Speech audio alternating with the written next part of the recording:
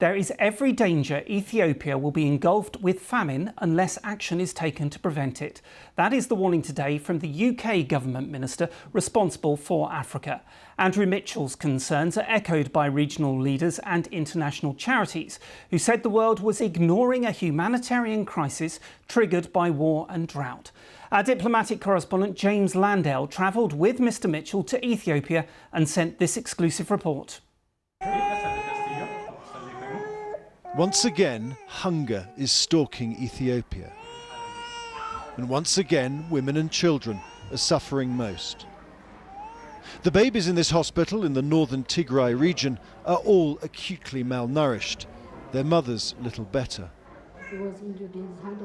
Sega is 23. Her 4-month-old son has been malnourished since birth. Her family's crops failed and there was no food to be had. Even when I was pregnant, I was not eating a balanced diet, she said. I was not producing enough breast milk. That's why the baby has developed malnutrition. I just didn't have enough to eat at home. We travelled north across the parched Ethiopian highlands that have suffered from successive droughts that many attribute to climate change. This is not what the malnutrition is.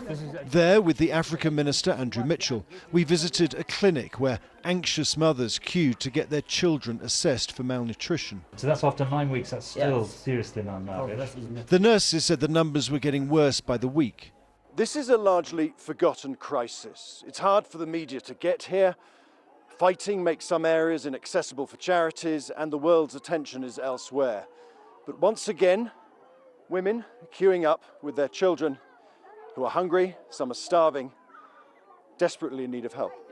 These are for children. This is 12 for... Mr Mitchell promised £100 million more in UK aid to help millions of mothers like these get better access to healthcare. But he said the international community had to do more. There is clearly a risk of famine if we don't now take action. And there are serious indicators of the danger of famine. But if you ask me, is there a famine taking place now in Ethiopia? I say no, and we have the power to stop it. But if we don't take the necessary action now, then there is every danger that a famine will engulf this war-torn country, which has suffered so much already. But is it a famine? Aid workers are cautious. Regional leaders have no doubts. But one thing I know is that thousands of people who would otherwise have been able to feed themselves are not in a position to feed themselves, and they are succumbing to death because of starvation. Whether you call it famine or a risk of famine or a potential famine, for me it's purely academic. What transpired in 1985, for example, would pale in comparison if we fail to address the kind of unfolding famine that's staring us in the eye. Dawn, and as the sun breaks through the piercing chill of night on the plain outside Korum, it lights up a biblical famine. This is what he's talking about. The famines of the mid-1980s reported so powerfully by Michael Burke for the BBC. But the government in Ethiopia disputes such comparisons, saying the country is a victim of climate change. There is a drought, no famine. The government is responding very seriously. But at the same time, we call all stakeholders to do their share.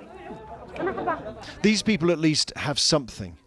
They come here to get food aid from the United Nations, each clutching a QR code with all their details. Enough to get some oil and a scoop of wheat and lentils. There's food enough for now, but aid workers say stores are emptying fast. The problem is that about 1 million people in Tigray are internal refugees, living in camps like these with little hope of returning to homes still occupied by armies. In Ethiopia, you have several overlapping crises at a time. So we have drought, people recovering from a 2-year conflict, rising inflation, an upsurge in the cases of disease, and all of this together just pushes people further into hunger and malnutrition. So if we don't get food assistance to people right now, the situation will worsen. Without more support, the future for these children could be bleak. James Landale, BBC News in northern Ethiopia.